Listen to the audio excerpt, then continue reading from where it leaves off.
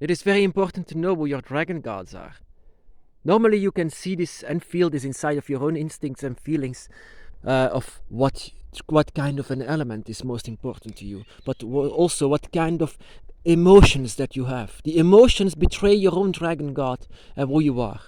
Your emotions and your instincts tell you enough of who your dragon god is. My emotions and instincts were very, very strong, and also were more feminine than masculine. It was very female, and it was also very strong and connected with every tree that I could see. I was so attracted to the forest, but much more than just the forest. I was very sensitive also to the soil and the surface of the earth. And so I could sense a lot of energies and spirits inside of a forest, and that can only be a spirit of the forest, but also a spirit of the earth itself. It was very clear after a while, after she came, that she was my goddess, a dragon goddess that was worshipped in Mesopotamia. Very, very long time ago. And now she has coming back so that she can show us that our way and our path leads to the dragon. And that is also the path of every one of her children. I discovered this, but there are several ways to discover this. If you are not sure and a lot of doubt, you have a lot of doubt, and that is very normal that you have a lot of doubt and you just don't know who your dragon god is.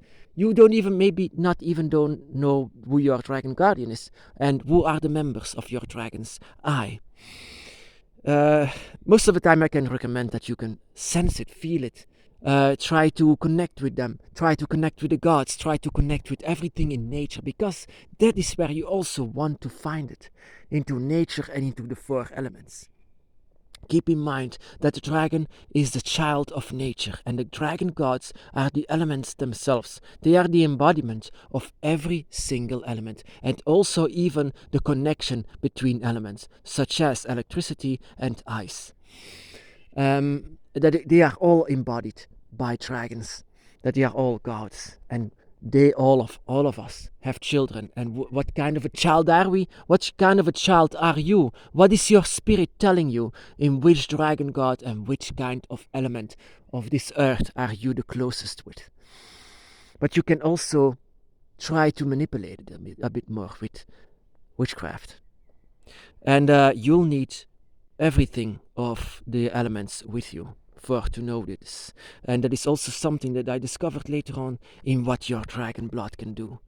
Your blood, my brothers and sisters, is sacred. It's ancient, it's coming from, and it's touched by dragons. It's touched by a dragon spirit that lives within you and around you. It is being touched by all of them, even your dragon god.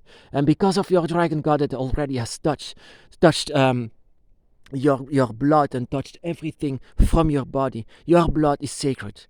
But it's also from out of your blood and the connection that you have, because everywhere where your blood goes, when it's spilled, your dragon blood will keep on in connection with you, especially when you are trying to find out who your dragon god is.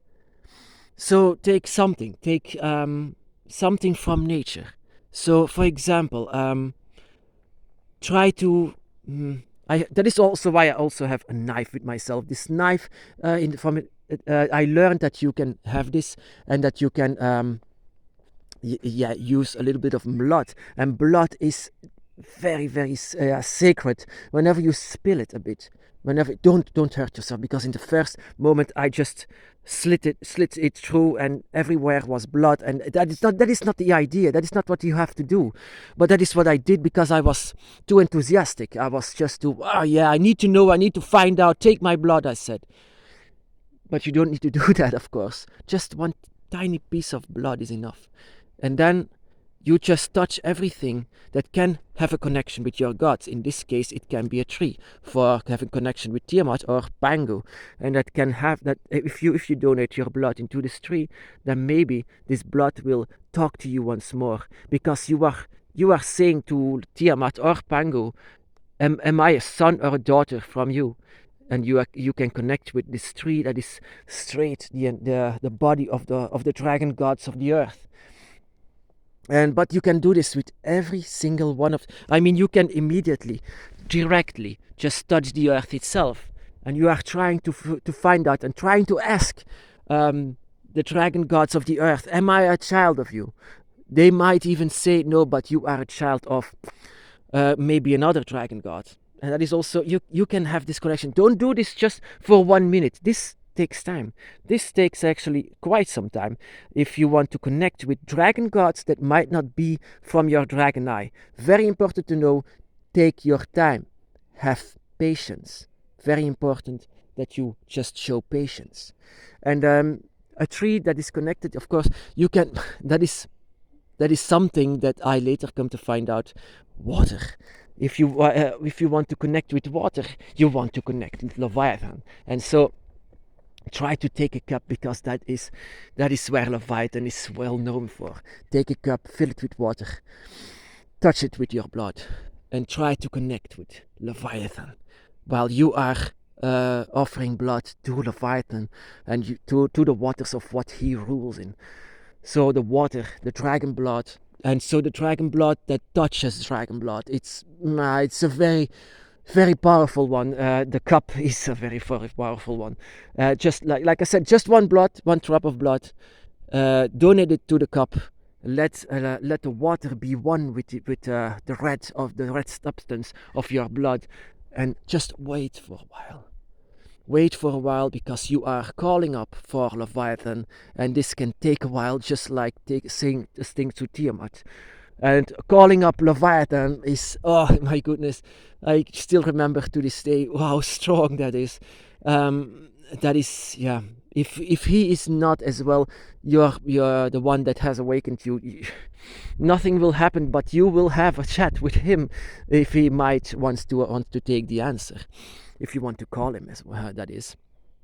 But for Quetzalcoatl, that is also something. He's the wisest of them all, the shape-shifting dragon of the Aztecs of South and Central America. Very, very well known over there as the winged serpent, the wisest dragon god of them all. It's being said, of course, but I believe it can be. He's very ancient, very old, in the beginning of time, never being born like any mortal is. But he is, my goodness, he is also very strong. And if you want to connect with them, yeah, wind is his thing. Wind, air, the feather, if you want to use the feather and also take a little bit of blood and you want to put it inside of wind, just it can only be done for a second. But if you do it in the name of Quetzalcoatl, then you are trying to find him. Maybe he is the father of your spirit. Maybe he is the father of your energy. It could be. So in a way, and also Favenir, of course, if you are not afraid of pain, then your blood needs to be donated into the fires. Of course, you don't have to touch the fires, but it's recommended that you just touch it for just a slight second, just with your blood that is going inside of it. Touch just a second, let your blood fall into, and let Leviathan be called.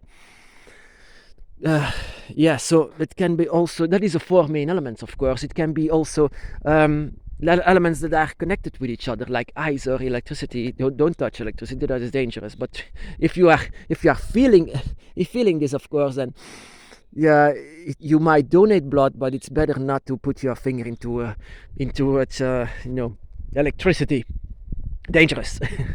just as dangerous if you need if you use too much of your blood. Don't do that, because I did it in the beginning. It was very painful, and you just don't need to do that.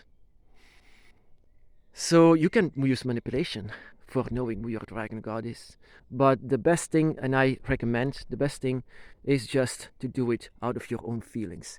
Have patience. After a while you will know who your dragon god is. After a while they will let themselves know that they are there and being a member of your dragon eye. My brothers and sisters, be blessed.